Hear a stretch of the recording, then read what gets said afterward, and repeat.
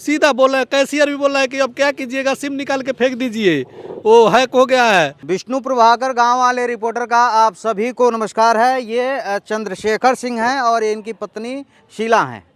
इनके हाथ में एक बैंक का स्टेटमेंट दिख रहा है और एक तहरीर भी दिख रहा है। स्टेट बैंक में इनका खाता है। स्टेट बैंक भारत का सबसे बड़ा बैंक माना जाता है। सही। और यह इसके पूर्व में 3 साल तक इराक रहे हैं। आम भाषा में कहा जाता है कि इराक का पानी छाने हैं। और मजदूरी करके जो है अपने अकाउंट में 6 से 7 लाख रुपए रखे थे। और सपना यह था कि अपना घर बनेगा तो कुछ किराया आएगा तो दाल रोटी चल जाएगा। लेकिन किस तरीके से इतना बड़ा फ्रॉड होता है, इनके अकाउंट से लगभग 6,59,000 रुपये निकाल लिए गए और इनको एक मैसेज तक नहीं आया।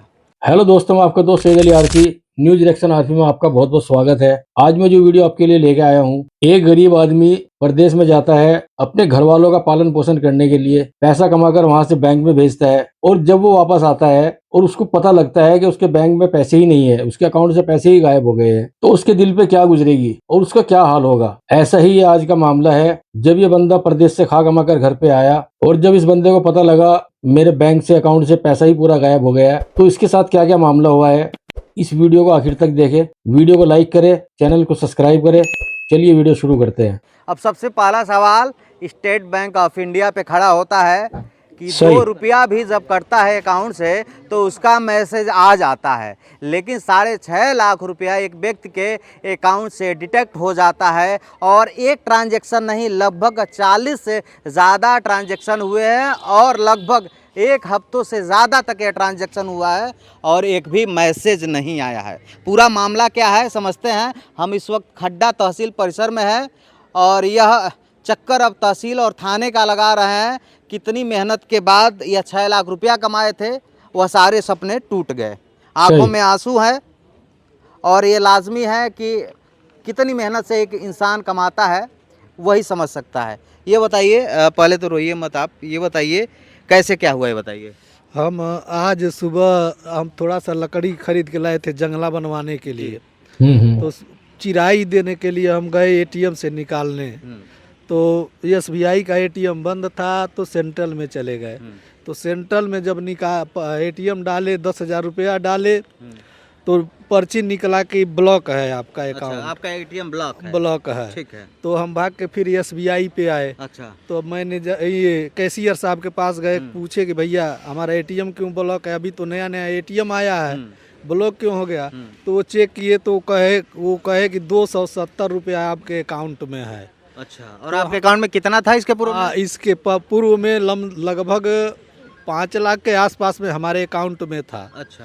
और इसमें है सर, तो अब क्लियर नहीं बता सकते हैं कि 5 लाख के आसपास में 5-6 लाख रुपए रहा। हाँ हाँ। और एक बैग जब आपको पता चला 270 रुपया है, हाँ, तो जमीन तो हिल गया होगा। उसके बाद हम कहे कि बाबू हम न कोई मैसेज आया है, मोबाइल हमारे पास है, घर पे हम लोग किसी से कोई टर्न भी उतना नहीं रखते हैं, कोई आता जाता भी हमारे घर नहीं है, छोटे बच्चे हैं वो भी नहीं यूज करते हैं, हम खुद यूपीआई गूगल पे वगैरह नहीं, गूगल पे वगैरह कुछ यूज नहीं करते, कुछ नहीं चलाते हैं, एटीएम से पैसा निकालते, ये भी नहीं, कुछ नहीं। अच्छा।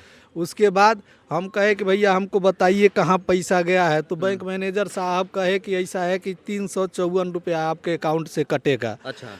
तो हम कहे भैया काट लीजिएगा, तो कहे कि 270 रुपया ही है, जाके पहले जमा करो। अच्छा, तो मैनेजर साहब ने आपको कोई कोऑपरेट नहीं किया? कोई कोऑपरेट नहीं। उसके बाद हम इनको फोन किए कि कहीं से पैसा लेके आओ हमारे पास।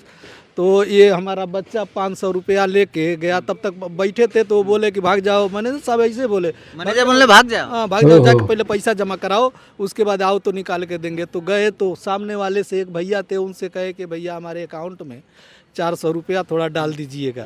तो पैसा डलवाए 400 रुपये, जो कि यहाँ पे है, देखिए। हाँ, दिख रहा है। हाँ, फिर वो स्टेटमेंट आपको मिला। फिर उसके बाद स्टेटमेंट मिला, 354 रुपया कटिंग हुआ। एक बात हमको बताइए, मैनेजर ने कोई सहयोग नहीं किया आपका? कोई सहयोग नहीं, कोई। उसके बाद कह रहे हैं, मैं बोला कि सर हम जब ये यूपीआई वगैरह चलाते नहीं है, हमारे पास कोई इसका मैसेज नहीं आया कि अगर मान लीजिए मैसेज भी आया रहता तो हम जानते कि भैया हम तो घर पे हैं, कैसे जी। पैसा निकल गया, कोई भाग के मैसेज जाके नहीं। कोई मैसेज भाग के जाके बंद मतलब करा 6.5 लाख रुपए निकल गया, एक भी मैसेज आपको नहीं आया? कोई नहीं आया। और जो खाते में पैसे डिटेक्ट हुए हैं, ये मुझे लग रहा है हफ्तों तक पैसे निकले हैं आपके अकाउंट 27 तारीख से हमारे अकाउंट में दिखा रहा है, निकला है। 27 तारीख यानी पिछला महीना 27 सितंबर से आपके अकाउंट से पैसा निकलना हाँ, अब चालू 3 हुआ है। तारीख तक और निकला है। अक्टूबर 3 तारीख है हाँ। और आज 5 तारीख है। आज 5 तारीख है। तो अब हम जब गए तो कहे कि भैया निकाल दो, तब वो पैसा जब वो डलवा दिए तो निकाले, तो हम देखे तो कहे कि सर ये कैसे हो सकता है, हम लोग कुछ नहीं चलाते हैं, यूज करते हैं, हम लोग एटीएम चलाते हैं जी। तो कह रहा है कि अब ये सब चक्कर में मत पड़ो, एक काम करो यूपीआई बंद करा दो। तो हम कहे कि सर हम यूपीआई चलाते ही नहीं है, तो बंद कहाँ एक से बात करा अब देखिए, एक तरह जहाँ जो मैनेजर होता है उसका कार्य ही होता है, वो गवर्नमेंट सर्वेंट होता है। और सही। सरकार के जब तमाम स्टेट बैंक के विज्ञापन भी आप देखते होंगे समाचार पत्रों में, तो तमाम बातें, तमाम सब सर्विस की बात कही जाती है, लेकिन जब एक क्लाइंट, जब एक कस्टमर जाता है तो उसको भगाने के लिए और गलत व्यवहार आपसे करते हैं। ये बताइए, जो अकाउंट था वो आपके नाम से था कि आपकी पत्नी के नाम से था? हमारे अकाउंट से हाँ।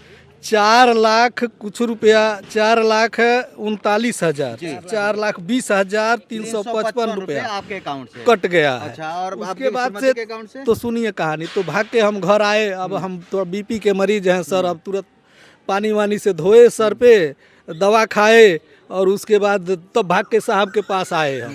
तो फिर हमारे दिमाग में आया कि एक ही नंबरवा से हमारी और हमारी पत्नी दोनों आदमी का अकाउंट है। ओके, तो दोनों अकाउंट हाँ, में एक ही नंबर ऐड है। हाँ, तो हम यहीं से फोन किए इनको कि थोड़ा भाग के आप बैंक पे जाइए, जी। और मतलब एक ही नंबर से है, तो जब फ्रॉड हो रहा है तो हुआ भी वही। जब ये गई तो इनके खाते में 2 रुपए दिखा रहा था। ओहो। यानी 2 लाख से ज्यादा जो है, 2 लाख इनके में ये अरे, अरे, क्या है, 2,39,000 रुपए। 35 अच्छा, रुपया इनके में से। इनके खाते में। तो आप ही बताइए, आप अलग मोबाइल यूज करती हैं क्या? नहीं, एक ही मोबाइल? ये मोबाइल अच्छा। है। कुछ यूपीआई, गूगल पे, फोन पे हम वगैरह? कुछ नहीं कुछ चलाते भी हैं। नहीं। कुछ ऐसा मैसेज कॉल आया था क्या कि नहीं कुछ लिंक आया था, उस पर आप क्लिक की थी? नहीं, कोई मैसेज कॉल नहीं आया था? मैसेज भी नहीं आया, अच्छा, पैसा पैसा कटा उसका भी मैसेज कोई नहीं आया? मैसेज नहीं ओके, ये तमाम वो स्टेटमेंट है, लगभग 6,59,000 ना। देवेंद्र जी मेरे साथ है, ये एडवोकेट हैं। क्या मामला है देवेंद्र जी, ये पूरा बता दीजिए हमको। ये खड्डा स्टेट बैंक का मामला है जी। ये चंद्रशेखर सिंह है, हमारे पास आए कि एक प्रार्थना पत्र लिख दीजिए वकील हाँ। साहब। तो हम इनकी पहले पूरी समस्या को सुना, उसके बाद इनको मैं बोला कि जाइए स्टेटमेंट निकलवा के जी। लाइए। तो अपना अकाउंट का और अपने पत्नी के अकाउंट का स्टेटमेंट निकलवा कर लाए हमारे पास। तो मैं सब मिलान किया, तो टोटल अमाउंट जब जोड़ा तो 6,59,000 6,59,390 रुपए का टोटल फ्रॉड हुआ था। ओहो। तो हम जिलाधिकारी को कुशीनगर जी। और थाना अध्यक्ष महोदय खड्डा, माननीय मुख्यमंत्री महोदय उत्तर प्रदेश, जी। और फिर स्टेट बैंक शाखा तो प्रबंधक, बैंक वालों की भी लापरवाही नजर आ रही है। बैंक वालों की लापरवाही सरासर नजर आ रही है। मिनिमम बैलेंस 1 रुपया कम होता है तो मैसेज तुरंत आ जाता है। सवाल ये है कि एक नहीं, 2 अकाउंट से, 2 अकाउंट को मिलाकर लगभग 6.5 लाख रुपए डिटेक्ट हुए और लगभग 50 से ज़्यादा ट्रांजैक्शन हुए, एक भी मैसेज नहीं आया।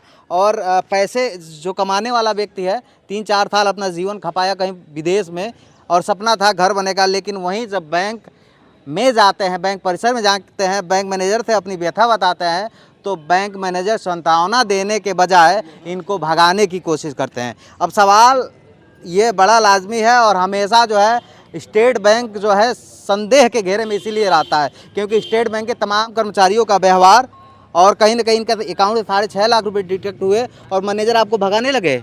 बोल रहे हैं पैसा नहीं डालोगे तो नहीं देंगे स्टेटमेंट, कुछ नहीं। उसके बाद हम कहे कि सर कुछ करिए, हम बर्बाद हो गए। तो कह रहे हैं कि कुछ नहीं कर सकते हैं हम। सीधा बोला है, कैशियर भी बोला है कि अब क्या कीजिएगा, सिम निकाल के फेंक दीजिए, वो हैक हो गया है, सिम निकाल के फेंक दीजिए, वो किसी वकील के चक्कर में मत पड़िए। मिलना आपको समझाना चाहिए, वो समझाए नहीं बल्कि उल्टा आपको डिप्रेशन में डालना है। सीधा कह रहे हैं कि अब ये पैसा फ्रॉड हो गया, मिलेगा नहीं, आप एक काम करिए, सिम निकाल के आप तोड़ के फेंक दीजिए। ये शब्द बैंक के कर्मियों का था? हाँ, कैशियर जो हमारा चेक कर रहे थे वही बोले हमसे, वाइफ भी पूछी हमसे। देखिए कितना बड़ा सवाल है। हो सकता है यह व्यक्ति बीपी के मरीज हैं, हो सकता है कुछ अनहोनी हो जाए, इनकी जान जा सकती थी। वहाँ बैंक के कर्मियों को जहाँ समझाना चाहिए था, कानूनी प्रक्रिया के बारे में बताना चाहिए था, वो सीधे कहते हैं अब कुछ नहीं होगा, सिम निकाल कर तोड़ कर फेंक दीजिए। अब सवाल यह है कि ये 6.5 लाख का लगभग जो फ्रॉड हुआ है, आखिर इसका निस्तारण कैसे होगा, क्या मामला हो सकता है देवेंद्र भाई, ताकि आप लोग के पास ऐसे केस आते रहते हैं, क्या हो सकता है इस पे? मामला ये हो सकता है कि सबसे बड़ा कमी तो बैंक का है। हाँ। बैंक से अगर 1 भी रुपए का विड्रॉल होता है या डिपॉजिट होता है तो बैंक से मैसेज आना चाहिए, क्योंकि अकाउंट होल्डर जो हमारे हैं ये जो है कि एसएमएस चार्ज देते हैं जी, एसएमएस चार्ज देने का मतलब है कि हर महीने में जितना भी ट्रांजैक्शन होता है पर डे का, सबका ट्रांजैक्शन का मतलब मैसेज आना चाहिए। वो बैंक की कमी है, नहीं आया, इसकी जिम्मेदारी सरासर बैंक की होती है। कहीं ना कहीं बैंक वालों की लापरवाही बैंक है, वालों की फुली लापरवाही है, ऐसा नहीं होना है। और बैंक वाले अपने जो है व्यवहार के वजह से ही जाने जाते हैं, स्टेट बैंक वाले खासकर। अब देखिए, एक तरह जहां कस्टमर को जो है उसकी सर्विस की जानकारी देनी चाहिए, वहीं जो है बैंक के कर्मचारी उसको भड़काते हैं। अब सवाल ये है कि एक व्यक्ति जो है अपना पूरे जीवन का पूंजी इकट्ठा किया था, घर बनाना था, 6.5 लाख रुपए एक झटके में डूब गए। अब किस तरीके से कार्रवाई होगी, ताकि ये कोर्ट कचहरी का चक्कर, आप जानते हैं कि भारतीय जो कानून है वो कितना स्लो है, ज़िंदगी बीत जाती है और तब पता चलता है कि रिजल्ट आता है। लेकिन यहाँ सबसे बड़ी बात है, जो वादी है, जो पीड़ित है, उसके पास कुछ ऐसा एविडेंस फ्रॉड करने वाले ने छोड़ा ही नहीं है कि वो किसके ऊपर आरोप लगाए, राइट ना? जी जी। तो ये कहीं ना कहीं क्या हो सकता है इस मामले में, इनके साथ क्या भला हो सकता है, और जो कानूनी लड़ाई आप लड़ेंगे किस तरीके से इनको जो है साइबर क्राइम जो करते हैं उनके खिलाफ कार्रवाई होगी। बैंक के मतलब शाखा प्रबंधक ही उसके जिम्मेदार होंगे। इसको तो कंज्यूमर में भी जाना चाहिए, कंज्यूमर में भी जाना चाहिए। जो भी प्रार्थना पत्र हमने लगाया इसकी सारी कॉपी ऑनलाइन भी करेंगे IGRS के माध्यम से, और फिर बाई पोस्ट भी भेजेंगे, जिसकी कॉपी लेकर के मैं इनको कोर्ट भेजूंगा और कोर्ट में एक मुकदमा दर्ज होगा। अभी थाने पे मतलब मुकदमा दर्ज हो जाएगा। कोई मैसेज आपके पास नहीं आया? कोई मैसेज आपके फोन पे भी कोई मैसेज नहीं? कोई मैसेज नहीं आया। मैसेज आता तो बॉम्बे थे तो 5,000 निकाले, उसका मैसेज आया। अच्छा, 5,000 निकाले, उसका मैसेज आया? यहाँ आए 10,000 निकाले, उसका भी नहीं आया।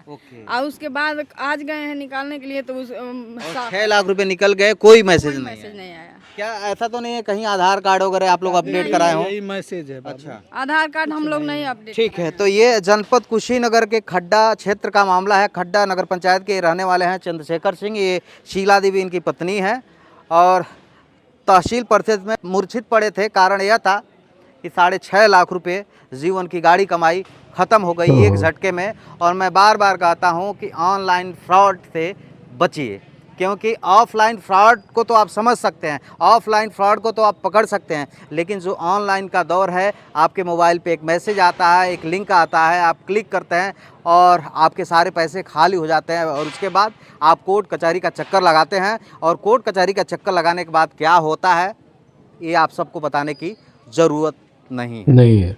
आप सब सावधान रहिए, सतर्क रहिए, सुरक्षित रहिए। तो दोस्तों, वीडियो आपने पूरी देखी ली है। उम्मीद करता हूँ वीडियो आपको पसंद आई होगी और आपको एक सबक भी मिल गया होगा, आपको एक सीख मिली होगी कि होशियार रहने की बहुत सख्त जरूरत है। अपने अकाउंट, अपने नंबर, अपना आधार कार्ड, इन सब की पूरी निगरानी रखें, इसमें लापरवाही न बरते।